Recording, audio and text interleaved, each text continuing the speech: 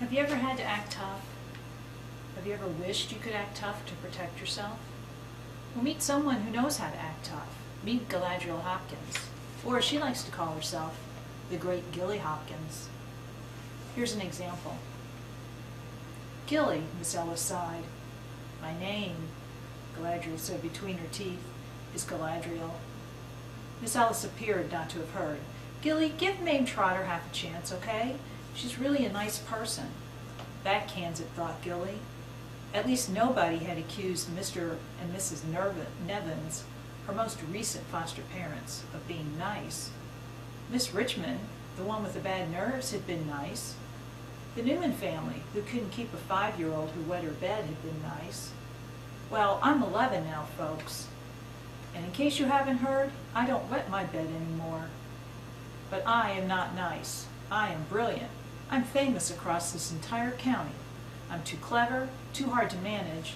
Gruesome Gilly, they call me. She leaned back comfortably. "Here I come, Mame, baby, ready or not." They had reached a neighborhood of huge trees and old houses. The social worker slowed and stopped beside a dirty white fence. The house it penned in was old and brown, with a porch that gave it sort of a potbelly. Standing on the porch, before she rang the bell, Mrs. Ellis took out a comb. "Would you try to pull this through your hair?" Gilly shook her head. "Can't." "Oh, come on, Gilly." "No, can't comb my hair.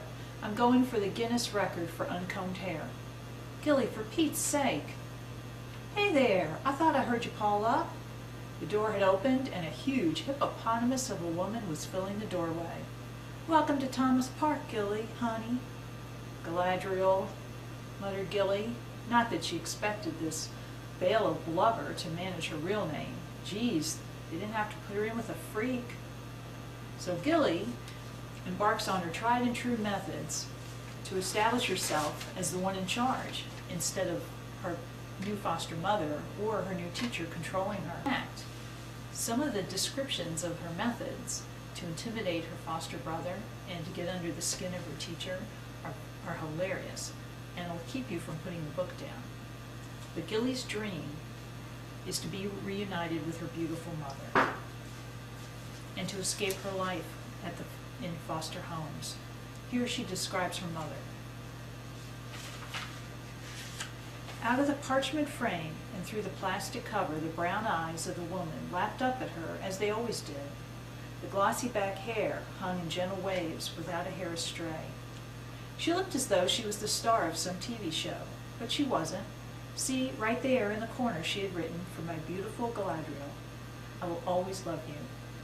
She wrote that to me, Gilly told herself, as she did each time she looked at it, only to me. She turned the frame over. It was still there, the little piece of tape with the name on it, Courtney Rutherford Hopkins. So Gilly is thrilled when she gets a postcard from her mother. Mail, it could only be from, and it was.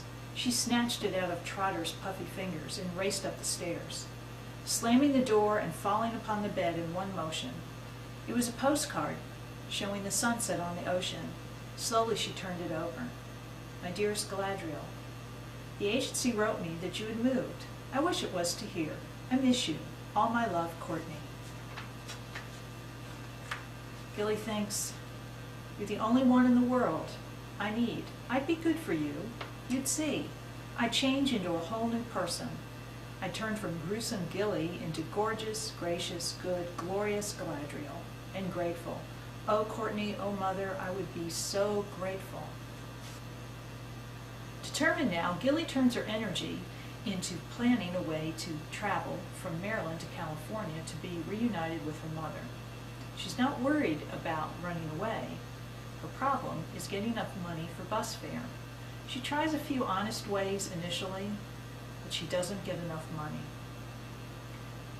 So then, she writes to her mother. She exaggerates a little bit and asks her to send some money. But in the meantime, a few opportunities present themselves for her to get the money dishonestly. When she saw Trotter's purse, with the no good fastener lying wide open on the bed, inviting her, practically demanding her to look into it. She did so. Good God, Trotter must have cashed her check from county welfare. Gilly did a quick count, at least 100. Another 100 would get her all the way to California, all the way to Courtney Rutherford Hopkins, all the way home. She stuffed the money in her pocket. So, does she have a happy ending?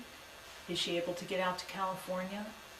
Or does it turn out, as Mame Trotter says, life is tough and all that stuff about happy endings is just lies? To find out, you'll have to read The Great Gilly Hopkins by Catherine Patterson.